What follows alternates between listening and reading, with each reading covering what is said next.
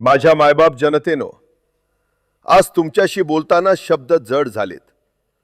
कारण हा फक्त भाषणाचा शेवट नाही, हा माझ्या आयुष्याच्या प्रवासातला एक थांबा आहे. मी कधी स्वतःसाठी राजकारण केलं नाही. तुमच्या सुखदुःखात उभं राहणं, तुमच्या प्रश्नांसाठी आवाज उठवणं, हेच माझं जगणं होतं. कधी चुकलो असेन, कधी कठोर बोललो असेन, माझ्या शब्दांनी कुणाला दुखावलं असेल, तर आज या क्षणी मनापासून माफी मागतो. माझ्यानंतर एकच विनंती आहे, माझ्या कार्यकर्त्यांना सांभाळा. त्यांना एकटे पाडू नका, त्यांच्यात अंतर येऊ देऊ नका.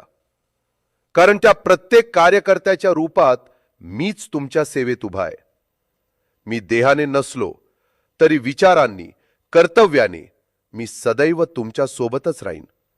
आणि लक्षात ठेवा, विकासाचं हे घड्याळ कधीच थांबणार नाही.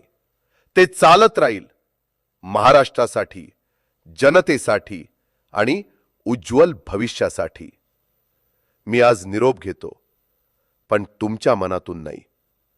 जय महाराष्ट्र. माझ्या मायबाप जनतेनो, आज तुमच्याशी बोलताना शब्द जड झालेत. कारण हा फक्त भाषणाचा शेवट नाही, हा माझ्या आयुष्याच्या प्रवासातला एक थांबा आहे. मी कधी स्वतःसाठी राजकारण केलं नाही. तुमच्या सुखदुःखात उभं राहणं, तुमच्या प्रश्नांसाठी आवाज उठवणं, हेच माझं जगणं होतं.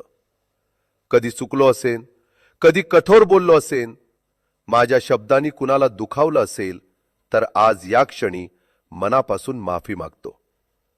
माझ्यानंतर एकच विनंती आहे, माझ्या कार्यकर्त्यांना सांभाळा. त्यांना एकटे पाडू नका, त्यांच्यात अंतर येऊ देऊ नका. कारण त्या प्रत्येक कार्यकर्त्याच्या रूपात मीच तुमच्या सेवेत उभा आहे. मी देहाने नसलो तरी विचारांनी, कर्तव्याने मी सदैव तुमच्या सोबतच राहीन. आणि लक्षात ठेवा, विकासाचं हे घड्याळ कधीच थांबणार नाही. ते चालत राहील, महाराष्ट्रासाठी, जनतेसाठी आणि उज्ज्वल भविष्यासाठी. मी आज निरोप घेतो, पण तुमच्या मनातून नाही. जय महाराष्ट्र.